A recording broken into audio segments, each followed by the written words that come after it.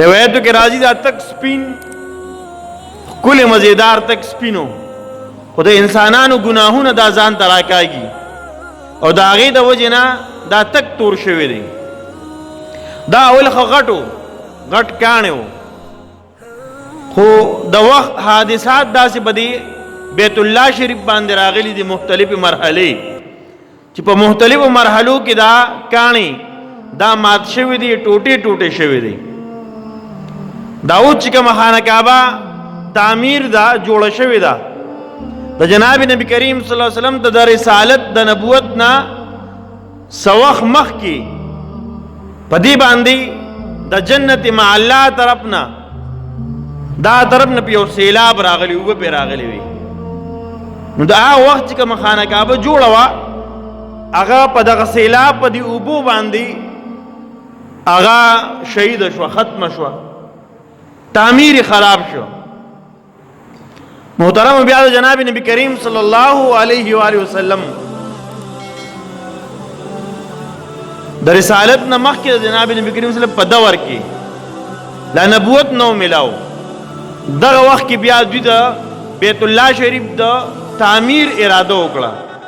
د مکې مکرمې چې کوم سردارانو د قریشو سردارانو هغوی راټول شو او دا نیت یې وکړو چې موږ د الله دا کور دوباره جوړو خانه کعبې دا تعمیر دوباره کوو. هغه وخت کې پکې دا بار حتیم چې ورته ویل کېږي حتیم دا لږ شان د دیوال چې چاپېره دی شمال طرف ته دام په خانه کعبه کې داخل و دننه و دا د خانه کعبې حصه ده چې کله عمره والا یا حاجی د طواف کوي نو د دې نه هم پکې طواف کوي دا پکې را داخلي. دا د الله یو لوی شان دی عجیبه په دې امت باندې الله ډېر زیات مهربانه دی چې کله د خانه کعبې د تعمیر دپاره د قریشو سردارانو د مکې مکرمې مشرانو نیت وکړو نو یو خبره یې کړې وه. دا خبره یاد ساتئ چې مونږ د الله کور جوړو خو په خالصو حلالو پیسو به جوړو په دې کې به حرام پیسې نه لګو. د چا سره چې څومره حلالې پیسې دي هغه راوالی راټولې کې په هغې باندې به خانه کعبه جوړو په دې کې به مردارې پیسې حرامې پیسې به په دې کې نه لګو. خو د هغوی جذبه هغه دا وه چې د الله کور جوړوم دا په حلالو مال باندې جوړوم په دې کې به حرام نه لګو. نو محترمو چې کله دغه نیت کو پیسې راټولې کړې دومره پیسې راټولې شوې چې دومره ځای پې جوړېده بس د دې نه پکې زیات بیا نور نه جوړېده. دا کوم حتیم پاتې شوی مشرق طرف ته داسې دیوال د چاپېره دی داسې ګول غونده کې ځای دی چې کله عمرې له کله حاضري شوې وه نو ما زه سوچ کوو چې دا د الله ډېر لوی احسان دی په دې امت باندې. د پاکستان صدر دی وزیر اعظم دی اته د خانه کعبې دروازه کولاو شي دننه لاړ شي 2 رکعته نفل وکړي. د بل ملک وزیر اعظم دی راشي دروازه ته کولاو شي څه وکړي 2 رکعته نفل وکړي حاضري پکې دننه وشي.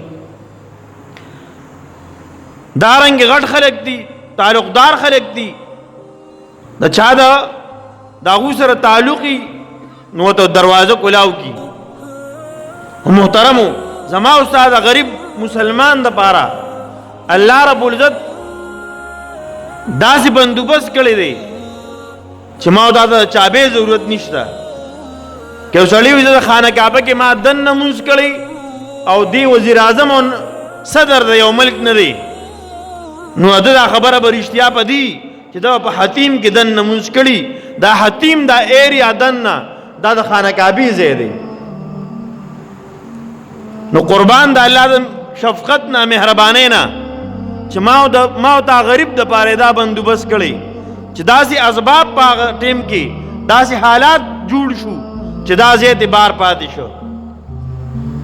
بیا وی دوی خلکو مشوره وکړه چې خیر دې مونږ به نورې پیسې هم د حلالو پیدا کړو چنده منده به وکړو ترتیب به برابر کړو. خو مشرانو دا مشوره وکړه چې بھئی حالات ټیک نه دي بعد باران پته نه لګي اسنه سبا باران شي سلیه توفان راشي دا شته تعمیر ران خراب نه کی دا الله کور مو جوړ کړ بیت الله شریف خراب نشي راځي چې دا پټ بچا ته پیواچو او دا غزه